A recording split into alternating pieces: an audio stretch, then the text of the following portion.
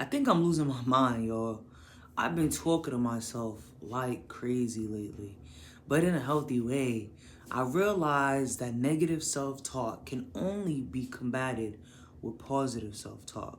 I don't like to use the words negative or positive, but I want to make it so you understand what I'm trying to say. So, negative we'll call non serving, and positive is serving. Often, because we come from environments where we're meant to feel like we're not worthy, we're not enough, our body is in survival mode. And our non serving patterns or behaviors are just our survival mode self trying to keep us safe. For example, I grew up in a foster care system, so my whole life, I was bounced around from home to home. My mother was an addict. I had so much instability, and anything positive that came in my life, it was temporary. It wasn't here to stay. My mother would get sober and get custody of us, and then eventually she would relapse and lose it. And that would happen time and time again. Or she gets sober, we can get her life together, we end up buying a house, and before you know it, we were homeless, bouncing around from motel to relatives' houses, to couches, to cars, you name it. So I learned at a young age that good wasn't something that stayed in my life for long. So instead of allowing myself to attach to good things, I almost guaranteed to myself that they would eventually go away. So when I get good now as an adult, my mind starts telling me this is going to leave. So don't get too comfortable. My non serving thought that thinks it's protecting me from getting my hopes up and getting disappointed creeps in and reminds me of all the times in the past where I got the good things and it didn't work out. So why are you getting your hopes up for this? Why do you think this time is any different? And to learn how to combat that, you gotta learn to take control of your mind and build a relationship with that non serving voice in your head.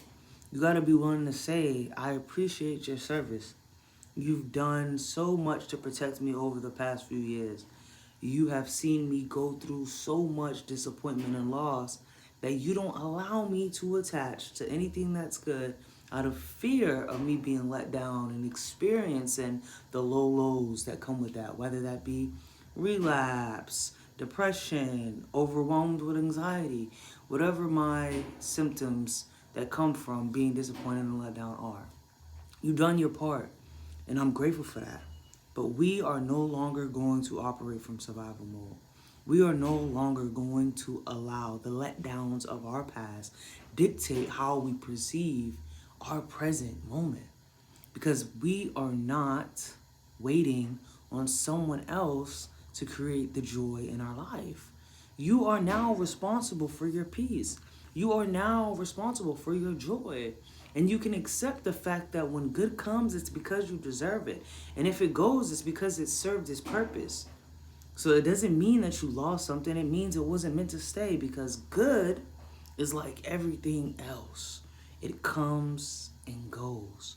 And the more you get comfortable with understanding that it's not always going to be rainbows and butterflies, but that doesn't have to put you in a dark, deep hell. It doesn't have to put you in a dark, deep depression. It does. You don't have to sabotage the good because you know where you feel like it's going to lead. But instead, just be in it. Be in that moment. So you talk to yourself. When my other voice, non-serving voice, comes in, I call it Cal. Kalia kicks in, my serving voice, and says, hey, we don't need you no more. Thank you. I get what you're trying to do. You're trying to protect me, but I'm okay. I'm comfortable in the good now. And I'm comfortable understanding that I'm going to be okay either way. So if this opportunity presents and it ends up leaving, then it wasn't meant to stay. And once you learn to master that, that's called detachment, right? Allowing yourself to enjoy something beautiful, but not attaching to the idea that it has to be forever. Learning to be present in the moment and grateful for the good as it comes in your life, because that's how you attract more. I think that everybody should talk to themselves.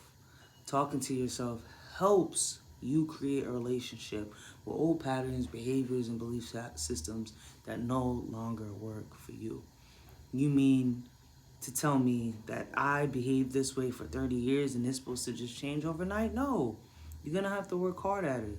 So start having a dialogue with yourself in a healthy way. Start making yourself know that you are safe with you. And regardless of the outcome, you got you. I love y'all, and I hope I explained that well. Let me know in the comments below.